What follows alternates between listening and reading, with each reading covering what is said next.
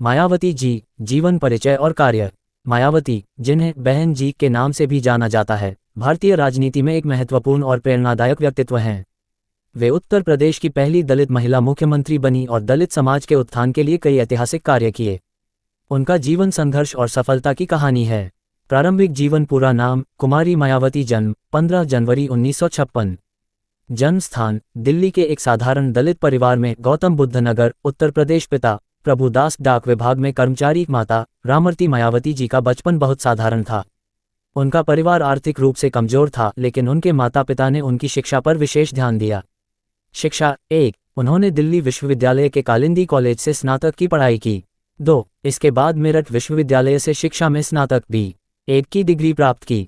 3, वे civil service की तैयारी कर रही थीं, लेकिन राजनीति में आने के बाद ये सपना पीछे रह गया। राजनीतिक जीवन की शुरुआत मायावती जी का राजनीति में प्रवेश कांशीराम के माध्यम से हुआ। कांशीराम, जो बहुजन समाज पार्टी बसपा के संस्थापक थे, ने मायावती के राजनीतिक कौशल को पहचाना और उन्हें समाज सेवा और राजनीति में शामिल होने के लिए प्रेरित किया। 1984 बहुजन समाज पार्टी बसपा की स्थापना हुई। मायावती इस पार्टी की प्रमुख नेताओं में से एक बनी। 1989 पहली बार उत्तर प्रदेश के हरदोई क्षेत्र से सांसद चुनी गईं। मुख्यमंत्री के रूप में कार्यकाल। मायावती जी ने कुल 4 बार उत्तर प्रदेश के मुख्यमंत्री के रूप में कार्य किया। उनके कार्यकाल की जानकारी इस प्रकार है। 1, पहला कार्यकाल मई 1995 से अक्टूबर 1995, 5 महीने। यह उनके जीवन का सबसे ऐतिहासिक क्षण था, जब वे पहली बार उत्तर प्रदेश की मुख्यमंत्री बनी। उन्होंने दलित समाज के उत्थान के लिए कई योजनाओं की शुरुआत की। ये कार्यकाल राजनीतिक अस्थिरता के कारण छोटा रहा।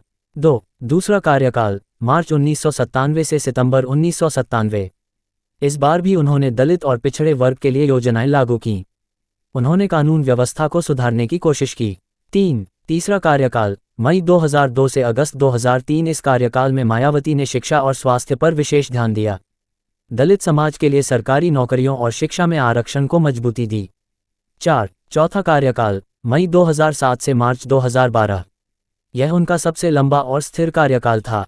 उन्होंने सर्वजन हिताय सर्वजन सुखाय की नीति अपनाई। अंबेडकर ग्राम योजना के तहत गांवों का विकास किया।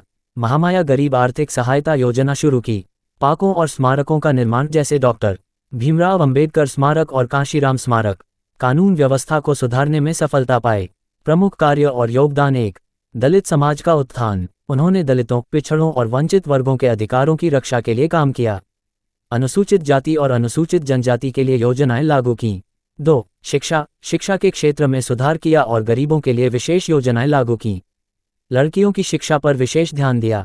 3, महिला सशक्तिकरण। उन्होंने महिलाओं के अधिकारों को बढ़ावा दिया।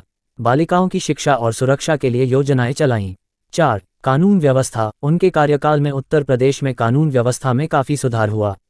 अपराधों पर नियंत्रण के लिए सख्त कदम उठाए।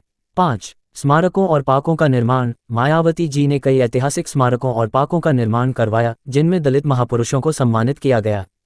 इनमें लखनऊ का अंबेडकर पार्क और नोएडा का दलित प्रेरणा स्थल प्रमुख हैं। आलोचनाएं। उनके कार्यकाल में स्मारकों और मूर्तियों पर अत्यधिक खर्च को लेकर उनकी आलोचना की गई। विरोधियों ने आरोप लगाया कि उनकी नीतियां केवल दलित वर्ग तक सीमित रहीं। हालांकि मायावती ने हमेशा इन आलोचनाओं का सामना करते हुए अपने कार्यों का बचाव किया। पुरस्कार और उपलब्धियां। 1, मायावती दलित समाज की पहली महिला थीं जिन्होंने किसी राज्य का मुख्यमंत्री पद संभाला। 2, उनकी कड़ी मेहनत और नेतृत्व क्षमता ने उन्हें भारत की सबसे प्रभावशाली महिलाओं में से एक बनाया। 3, उन्होंने भारत के कमजोर वर्गों के लिए आवाज उठाई और उन्हें एक नई पहचान दी। निष्कर्ष। मायावती जी का जीवन संघर्ष, मेहनत और उपलब्धियों का प्रतीक है। उन्होंने अपनी कड़ी मेहनत और दृढ़ संकल्प से न केवल अपनी पहचान बनाई, बल्कि भारतीय राजनीति में दलित समाज के लिए एक नया अध्याय लिखा।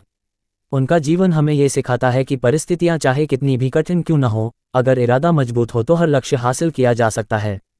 सूचना सिर्फ मान्यताओं और जानकारियों पर आधारित है। यहाँ ये बताना जरूरी है कि यह मेरा वीडियो किसी भी तरह की मान्यता, जानकारी की पुष्टि नहीं करता है। किसी भी जानकारी या मान्यता को अमल में लाने से पहले संबंधित विशेषज्ञ से सलाह लें। धन्यवाद।